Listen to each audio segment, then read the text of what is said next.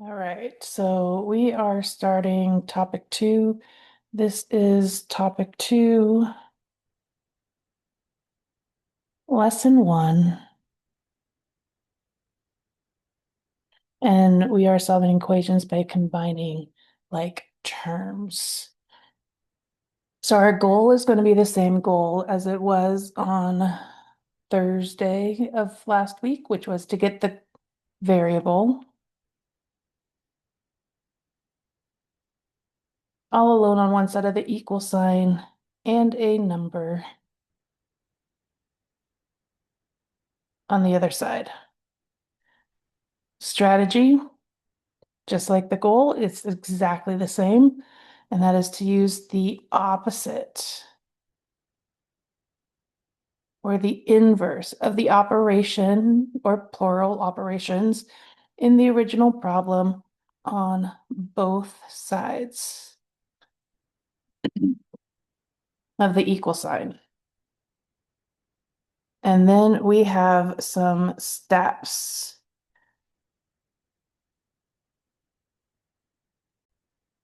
Okay, so our steps are pretty much the same as they were last week as well. We are first going to start by drawing a line through the equal sign. If you can't tell, I'm at home, and that's my dog in the background barking at the construction workers because she's got to protect her mama. Okay, so we're going to draw a line through the equal sign, creating our two sides of the equation. Then this is our new step. Step 2 is new. We're going to combine any like terms. And remember, a like term has the exact same variable situation. So we're going to combine the like terms on the same side of the equation by using the same operation.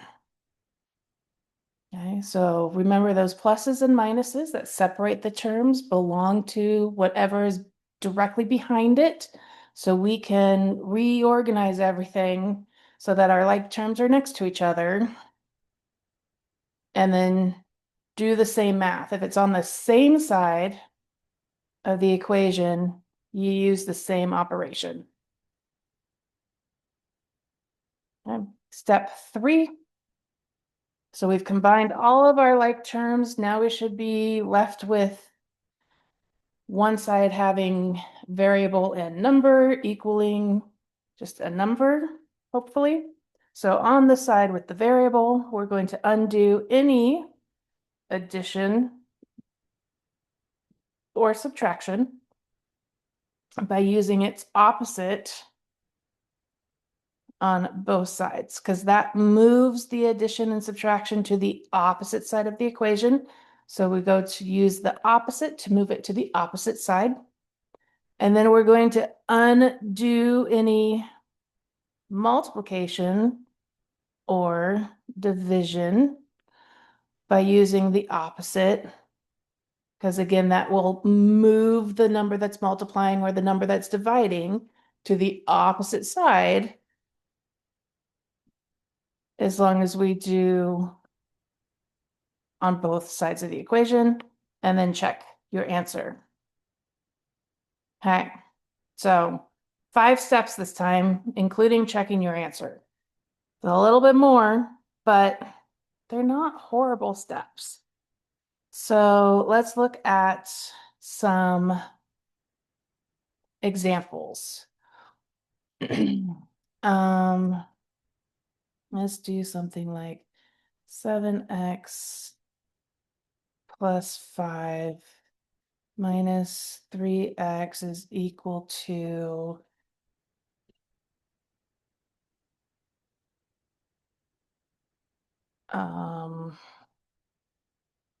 23. Okay. So what do we have? Step 1, equal sign. I'm going to zoom out just a bit. So equal sign, we're going to draw a line. Step 2, I'm going to rearrange or identify my like terms And if I need to, like I can rearrange this, so 7x minus 3x, and then I have my plus 5 equal to 23. So all I did was rearranged it so my like terms are next to each other. And then I'm going to combine my like terms. 7 minus 3 is 4x. So that gives me a 4x plus 5 equal to 23. I have no more like terms. I have a 4x and a 5. On the left side, 23 is all by itself. So no more like terms. Proceed to step 3, which is to undo the addition or the subtraction. So I see addition. I need to undo it by doing the opposite of a plus 5, which is a minus 5. And I do that on both sides because what that is doing is that's moving that plus 5 to the opposite side of the equal or of the equation. The 5's on the left cancel each other out, leaving us with a 4x equal to 23 minus 5 is like 18. And then our last step, because we want to get x by itself, is we have to get rid of the 4. And the 4 is multiplying. How do I know? Well, anytime I see a number right next to a letter, there's nothing in between it. That's multiplication. And the opposite of multiplication is division. So we're going to divide by 4 on both sides. X is equal to whatever 18 divided by 4 is. I know that 4 times 4 is 16. There would be 2 left over, so it's like 4.5. And we should check our answer. Oh, look, there's plenty of space. Okay, so what was our original equation? 7x plus 5 minus 3x, and we want it to equal 23. Okay, so to check, I'm going to take my 4.5 and I'm going to put it in place of each of the x's. So that would be a 7 times 4.5 plus 5 minus 3 times 4.5. And then I'm going to do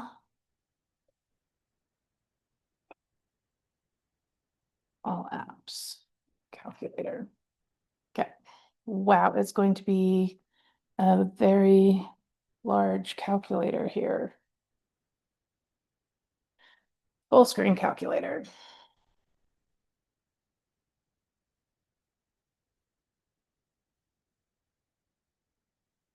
Not what I wanted to do.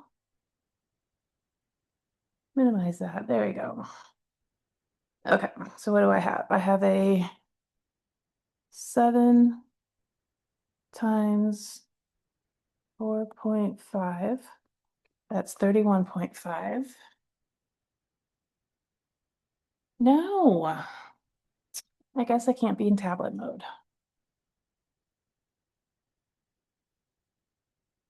31.5 plus 5 minus whatever 3 times 4.5 is 13.5. And then we go 31.5 plus 5 minus 13.5. That equals 23, which is what we want it to be. So we are happy. And we're done. All right. Problem number 2. I'm going to put some boundaries in here. Let's do something with, I don't know, maybe like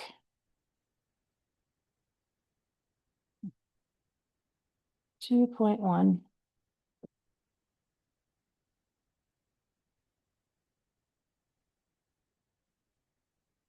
x minus 6 plus 7.5 x is equal to 8. All right, so then we're going to draw our line. That was a big line. Draw the line about there. Look for like terms, 2.1x, 7.3x. So I'm going to add them because my 7.3 is positive. 2.1 Hamilton, 7.3x minus 6 equals 8. 2.1 plus 7.3 is 9.4x minus 6 equals 8. Gotta move the 6 away, so I'm going to do the opposite of subtraction, which is adding. I'm going to add 6 on both sides. I get a 9.4x is equal to like a 14. And then I'm going to divide both sides by 9.4. Oops, I wrote it as a fraction. That's okay. X is equal to, get my calculator back. Get my calculator back. There you are. What do I have? 14. 14 divided by 9.4. Oh, and we're going to round that to, see, it's okay. It's like a 1.49. That's what we're going to say. It's about 1.49.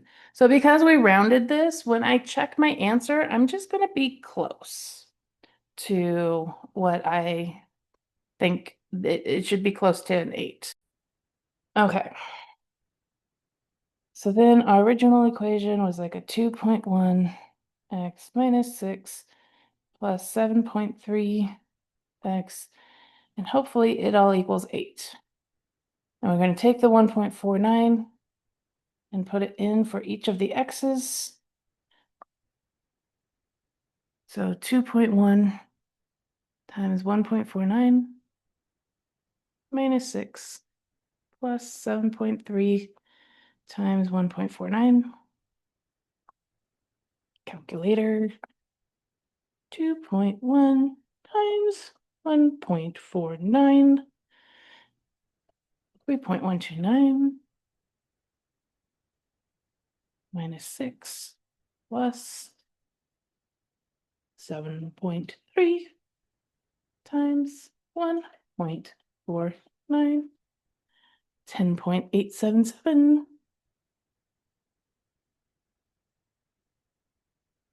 Okay.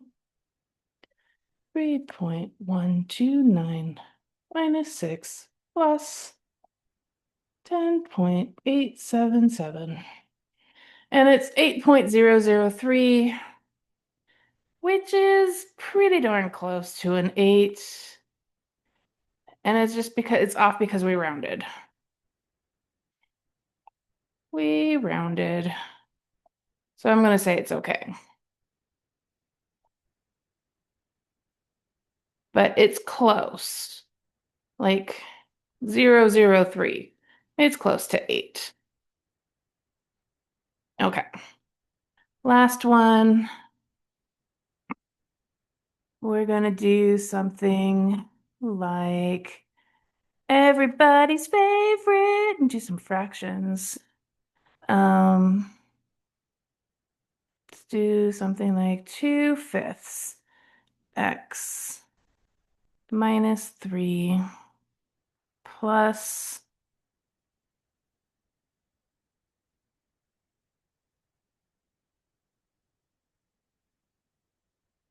4/5 x minus 8. No, we'll go say plus 8 equal to a negative 12. I don't know. Totally making things up. So we've got some like terms. Oh, I should draw my line. Draw the line. Wee. Okay, now I've got like terms. I've got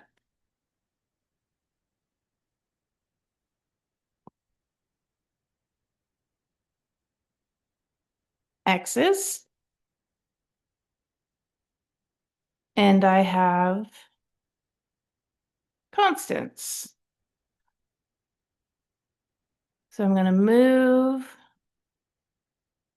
the variables with the variables and the constants with the constants that are on the same side. So I have a 2/5 x plus 4/5 x. And then I'm just going to go plus 8 minus 3. I have the same denominator on my fractions, but I mean, you all have that ABC button on your calculators, the A, B/C. So hopefully we remember how to use that, but when you're adding fractions, you want the same base. And once you have the same base or the denominator, which we do, we have 5s, we add the numerator. So 4 plus 2 is 6. Keep the denominator, keep the variable.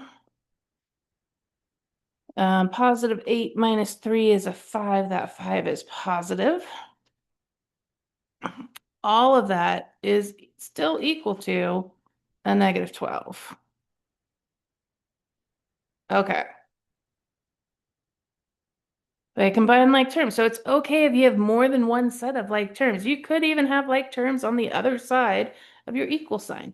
You could have fractions. We've done decimals. We've done non-decimals.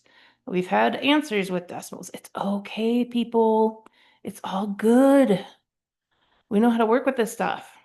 So a plus 5, I want to move it to the opposite side so that my variable is getting to be by itself. So I do the opposite of a plus 5, and that's subtracting 5. The fraction is going to stay 6/5 x, and that is equal to negative 17. That doesn't look much like an x. There you go. Okay. Well, how do we get rid of a fraction? No biggie.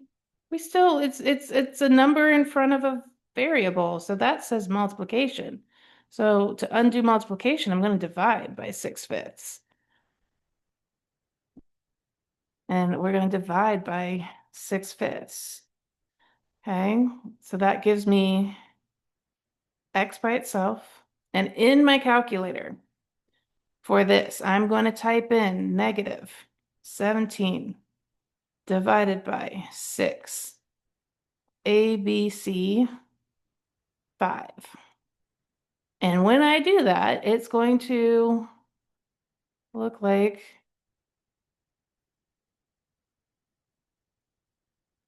okay. And then we're just going to say equals.